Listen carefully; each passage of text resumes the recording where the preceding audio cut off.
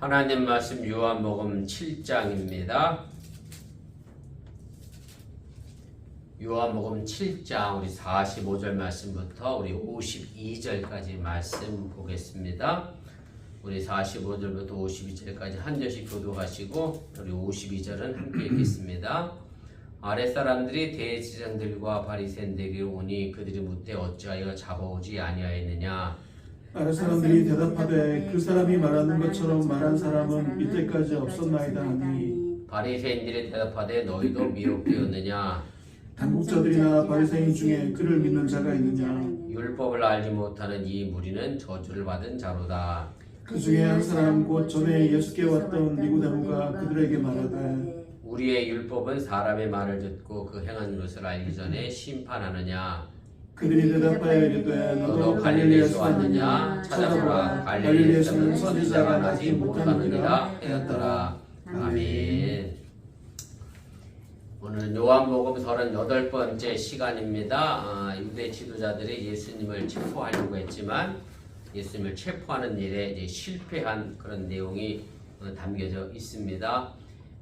그래서 우리가 내용분을 먼저 보시면 지금 요한복음 5번째 단락 가운데에서 유대인들을 향한 호소를 했지만 아무런 결실이 없었다라고 하는 그 단락 속에서 두 번째 초막절에 올라가서 예수님께서 이제 복음을 전하셨는데 그때 예수님께서 이제 생명이 있는 물과 성령에 관하여 이제 말씀을 했더니 어떤 사람들은 예수님을 메시아로 믿는 사람도 있고 뭐 선지자로 생각하는 사람도 있었고 또 어떤 사람들은 이제 갈릴리에서는 선지자가 날 수 없다, 메시아가 날 수 없다 그러면서 예수님은 메시아가 아니다라고 했고요. 이제 그런 가운데서도 이제 유대 당국자들은 예수님을 체포하려고 했었는데 이제 손을 대는 자가 없었다라는 것으로 이제 지난 시간에 끝이 났습니다. 그러면서 예수님을 체포하려고 했지만 손을 대는 사람이 없었다라고 하는 얘기인데 궁극적으로는 예수님의 때가 아직 아니었기 때문에 예수님께서 십자가에서 돌아가실 때가 아니었기 때문에 그 일들이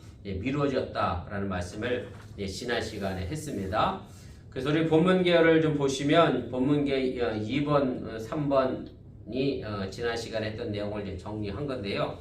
예수님께서 이제 초막절 마지막 날에 이제 백성들을 향해서 자신이 이제 생수의 근원임을 이제 선포하시면서 내게로 와서 마셔라라고 이제 초청을 이제 하게 됩니다. 그러면서 이것은 예수님께서 하셨던 물론 말씀이긴 하지만 그 근본은 초막절에 행하였던 마지막 어떤 말이면 의식을 배경으로 해서 실로암 연못에서 물을 떠다가 이제 제단 서편에 붓는 의식을 거행했는데 그것을 이용하여 예수님께서 내게로 와서 마셔라 라고 이제 말씀을 하시게 됩니다.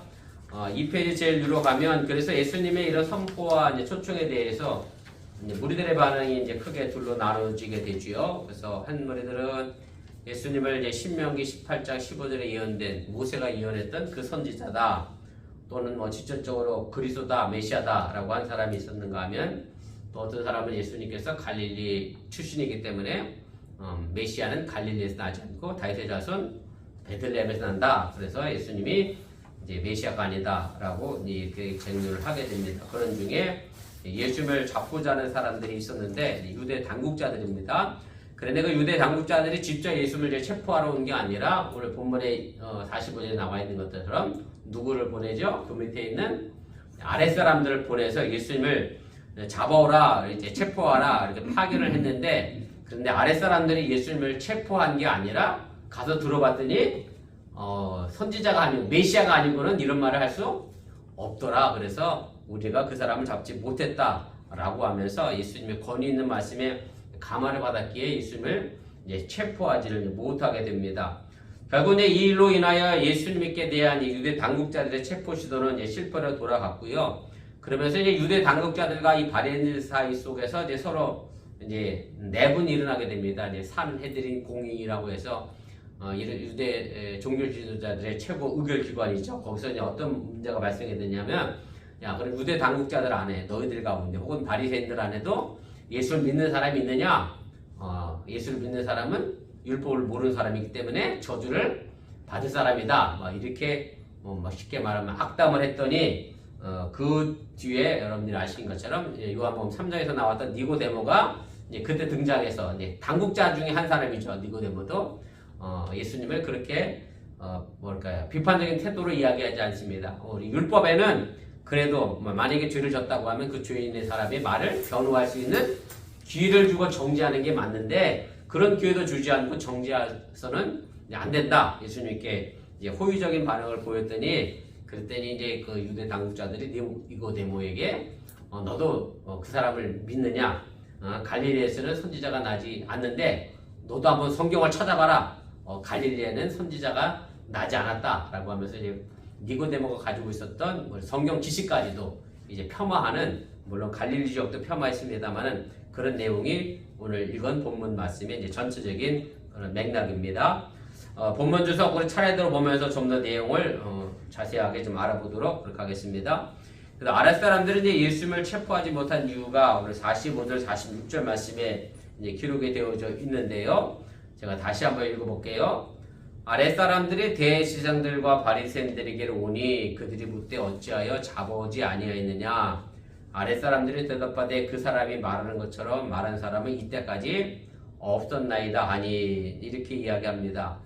그래서 예수님을 체포하라고 명령을 받고 간 이 아랫 사람들이 도저히 이 일을 실행을 하지 못합니다. 물론 성경에서 예수님께서 뭐 잡으려고 했더니 멀리 도망갔다라는 표현이 있는 것도 아니고 또 예수님을 옹호하는 사람들이 막아서 못 잡은 것도 아니라 순수하게 아랫 사람들 마음에 감동을 이제 받았기 때문에 그리고 예수님을 잡을 이유가 하나도 없다라고 생각했기 때문에 이제 그들의 마음과 생각이 이제 바뀌게 됩니다. 그러면서 진짜 메시아가 아니면 이런 말을 할 수 없습니다. 라고 하면서 유대 장국자들과 바리새인들에게 자신에게 명령했던 사람들에게 가서 감히 이런 이야기를 하게 됩니다.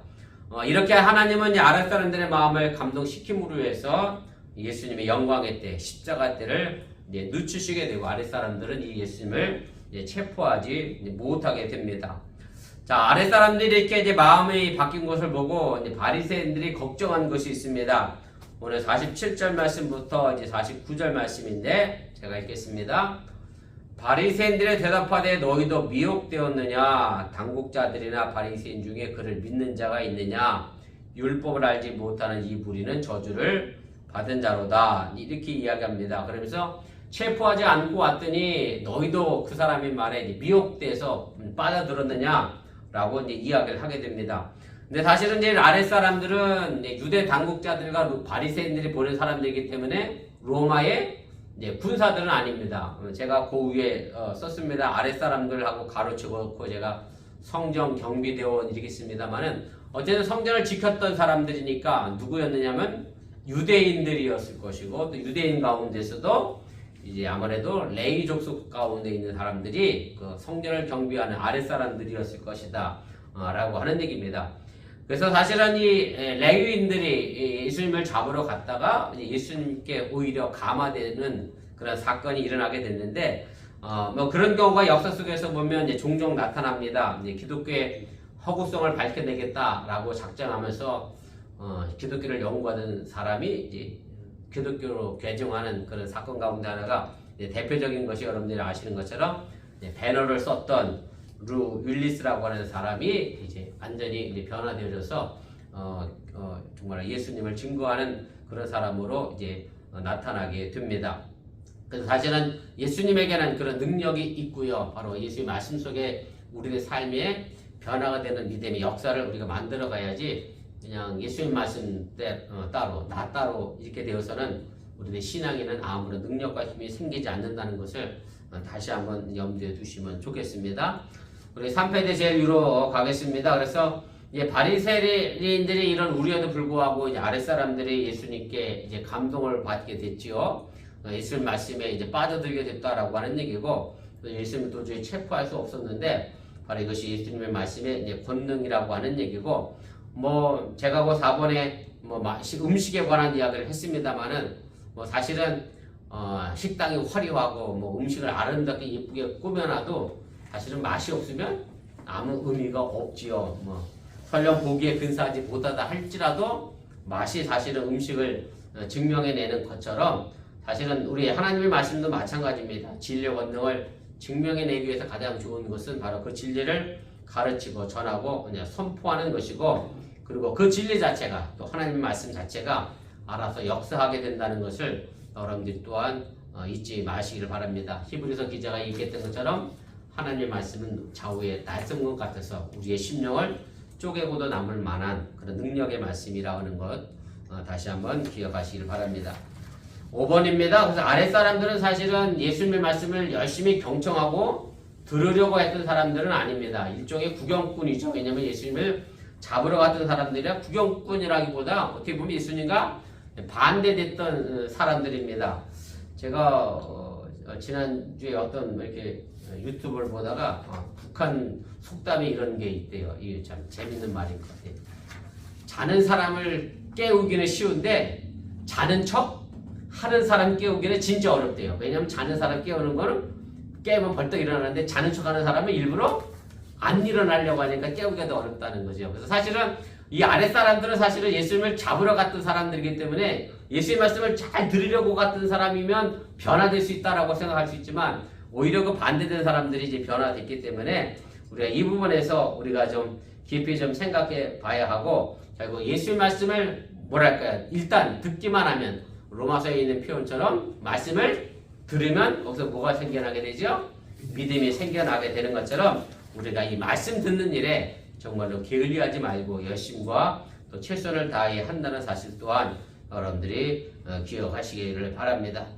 6번입니다. 이제 아랫사람들의 마음이 이렇게 바뀐 것을 보게 되자 이제 당국자들과 바리새인들이 이제 걱정이 생겼습니다. 뭐냐면 여기 산 해들이 공유에 있었던 쉽게 말하면 일명 종교 지도자들 가운데서도 예수님을 따라가는 사람이 있는 거 아니냐? 라면서 이제 서로에게 이제 질문을 이제 하게 됩니다. 왜냐하면 뭐 아랫사람도 그렇게 감화됐는데 뭐 유대 당국자들이라고 해서 감화되지 않을 수 없기 때문에 이제 그런 부분에 관한 염려하며 이제 질문을 하게 되는데 그래서 그를 믿는 자가 있느냐라고 이렇게 질문한 의도의 내용은 뭐냐면 적어도 하나님의 말씀을 알고 지성인이라고 하는 그리고 율법을 아는 사람이라고 하면 아무도 예수를 믿지 않는다는 사실을 이제 강조하려고 했던 그런 질문의 의도가 담겨져 있습니다. 왜냐하면 이 질문의 시작을 보게 되면 헬러 원본에 보면 매라는 부정어 질문이 등장을 하게 됩니다. 그래서 이 매가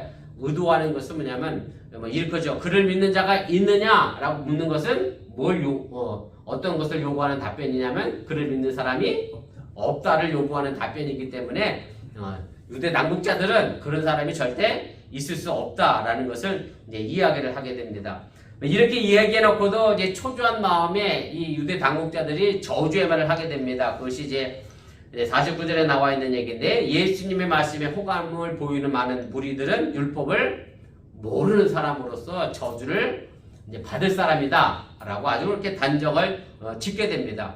그래서 유대 랍비 규본에 보면 율법을 알지 못하는 사람들과 관련해서 6가지 이제 사실을 규정하고 있는데 이걸 보면 율법을 알지 못하는 사람들은 어떤 대접을 받았는지 그때 당시 사회 속에서 우리가 대충 좀 짐작을 해볼 수가 있습니다.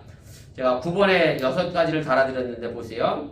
율법을 알지 못하는 사람들에게는 증거를 위임하거나 그 사람들로부터 증거를 취하지 말 것, 또 그들에게 비밀을 말하지 말 것, 믿을 수 없는 사람들이라는 의미가 담겨져 있는 거죠. 여기에는 이제 그들을 고아의 보호자로 삼지 말 것, 고아의 보호자도 결코 될 수 없는 사람들, 또 그들에게 이제 구제금의 관리를 맡기지 말 것, 이것도 뭐 믿지 못하겠다라는 의미가 강하게 있겠죠. 여행할 때 그들과 동행하지 말 것, 여행조차도 함께해서는 안 되는, 같이 가면 큰일 날, 나도 저주받는, 쉽게 말하면 물드는 이제 죄악의 부정한 행위로 취급되는 그런 사람들이 율법을 알지 못하는 사람들이었다라고 하는 얘기입니다. 그래서 사실 이 내용들을 가만히 보면 사람을 사람 그 자체로 존중하고 인격적으로 대우했던 사회가 아니라 유대 종교 지도자들이 또 바리새인들이 얼마나 교만하고 위선적인 삶을 살았는지 자기들과 뭘까 차별하고 너무나 독선적인 그런 우월의식에 빠져서 아집대로 고집을 넘어서는 아집대로 살아왔는지를 우리에게 이제 잘 보여주게 됩니다. 이렇게까지 얘기했더니 이제 거기에 한 사람이 예수님을 옹호하면서 나타납니다. 바로 니고데모라는 사람인데요. 50절부터 52절 말씀인데 자, 다시 읽겠습니다. 그 중에 한 사람 곧 전에 예수께 왔던 니고데모가 그들에게 말하되 우리 율법은 사람의 말을 듣고 그 행한 것을 알기 전에 심판하느냐? 그들이 대답하여 이르되 너도 갈릴리에서 왔느냐? 찾아보라. 갈릴리에서는 선지자가 나지 못하느니라 하였더라. 근데 이제 니고데모가 이제 거기서 이제 이야기를 하게 됩니다. 이제 사실은 유대 당국자들과 바리새인들이 염려했던 너희들 가운데도 예수 믿는 사람이 있느냐라고 염려하고 우려했는데 그 우려가 현실된 거죠. 왜냐하면 그 안에 니고데모가 있었다라고 하는 얘기고, 사실 니고데모도 유대 당국자들 가운데 한 사람이었고, 제가 요한복음 3장에서 한번 말씀드렸습니다만 니고데모도 산헤드린 공의회의 72명 중에 한 사람이었기 때문에 니고데모도 이미 예수님께 미혹된 사람들이기 때문에 그런 일이 이제 실제로 일어났다라고 하는 얘기고, 물론 아직까지는 니고데모는 이제 유대 당국자들과 바리새인에게 소속된 사람입니다. 예수님께 완전히 뭐랄까요, 넘어온 사람이라고, 뭐 넘어왔단 말이 표현이죠. 그렇습니다만 예수님과 아직 완전히 가까운 사람은 아니고 여전히 유대 당국자 속에 있지만, 요한복음에 보면 이 니고데모가 서서히 이제 변화를 하게 됩니다. 4페이지 제일 위로 가겠습니다.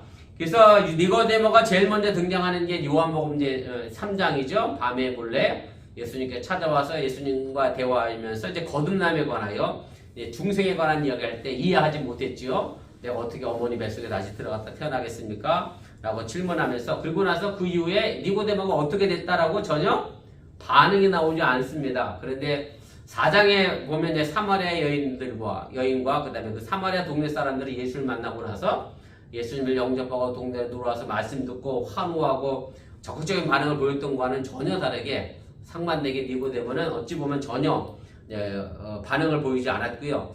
사실은 니고데모 입장에서는 큰 아마 충격이었을 겁니다. 어떻게 보면 인생의 방향을 완전히 뒤바뀌는 그런 예수님의 말씀 때문에 아마 니고데모도 굉장히 혼란스러웠을 것이고, 또 니고데모 자체가 뭐 자신이 율법에 대하여 하나님에 대하여 너무나 잘 알고 있는 전문가였다 보니까 아마 전문가다 보니 자신이 가지고 있었던 뭐랄까요, 자부심도 대단했을 거고, 그래서 일단 쉽게 예수님께로 마음을 돌리기가 어려웠을 것이다. 우리가 그렇게 짐작을 해보게 되고요.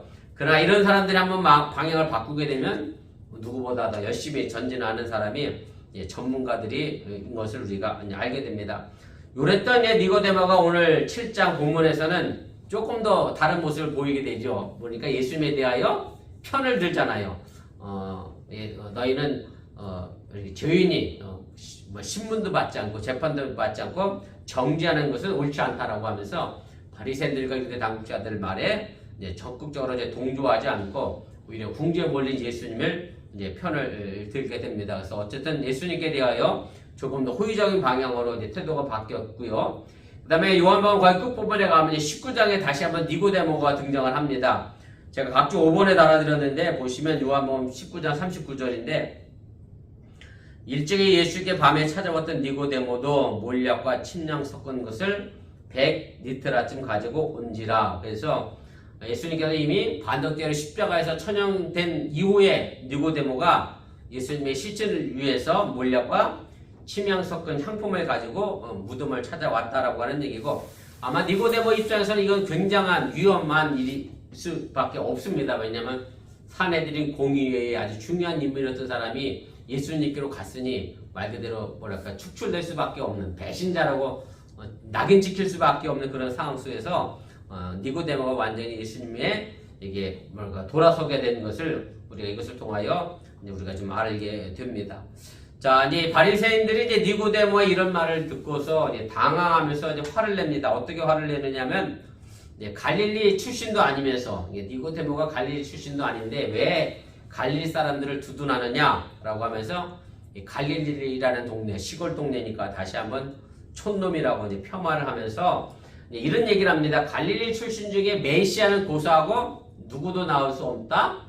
선지자도 나온 적이 없었다 라고 이제 이야기를 합니다. 그러면서 니고데모에게 찾아봐라 이렇게 얘기합니다. 왜냐하면 니고데모도 사실은 약간 자존심 상하죠. 자기도 나름대로 율법에는 학자고 전문가인데 그런 게 없다고 얘기하니까 아마 니고데모 자체도 뭐랄까 폄하했던 것을 우리가 알게 되고요. 그런데 실제로 그런 것은 아닙니다. 무슨 얘기냐면 성경에 보면 갈릴리 출신의 선지자가 있습니다. 제가 7번에 썼는데 보세요. 정작 예수님도 모르고 성경도 모르는 사람은 니고데모가 아니라 바리새인들이었다라고 하는 얘기고, 예수님은 사실은 갈릴리 출신이 아니라 어디 출신이에요? 베들레헴 출신이라고 제가 이미 여러 번 말씀드렸고, 또 갈릴리 출신 선지자가 없다는 말도 이제 사실이 아닌데, 성경에는 정확하게는 두 사람이 나옵니다. 물론 갈릴리 출신일 것이다 라고 예상되는 또 다른 선지도 있지만, 그건 이제 예상이고, 정확하게는 두 명이 나오는데, 그 한 명은 선지자 요나고, 또 한 명은 선지자 호세아가 갈릴리 출신 이제 선지자입니다. 그런데 이제 흥미롭게도 이 요나와 이 호세아가 전했던 이 복음의 메시지 속에서 보면 가장 중요한 숫자가 나오는데, 뭐가 나오냐면 3일이라는 숫자가 요나서에도 호세아에서도 등장하게 됩니다. 예수님이 죽었다가 부활하신 3일의 시간을 이들이 은연중에 증거를 해주고 있다라고 하는 얘기입니다. 제가 그 8번 썼는데 마지막 8번입니다. 보시면 이렇게 돼 있어요. 52절에 보면 갈릴리에서 선지자가 나온 적이 없다라고 얘기하잖아요.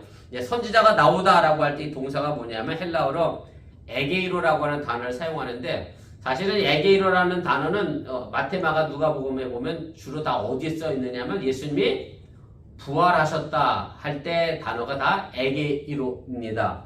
그래서 예수님의 부활을 표현한 아주 중요한 단어이고요. 그런데도 이 요나와 호세아가 공교롭게도 예수님의 부활을 암시했던 그런 선지자였음을 우리가 이제 보게 됩니다.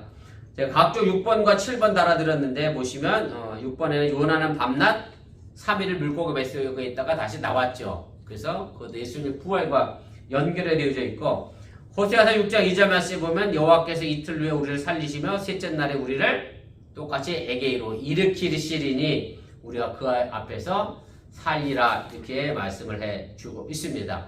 아무튼 유대 종교 지도자들이 예수님을 체포하는 일에 이제 실패했던 것은 하나님께서 예정하신 때가 아니었다라는 것을 다시 한번 우리가 기억하면서 내 때를 고집하는 것이 아니라 하나님의 때를 여러분들이 좀 생각해 볼 수 있기를 바라고요.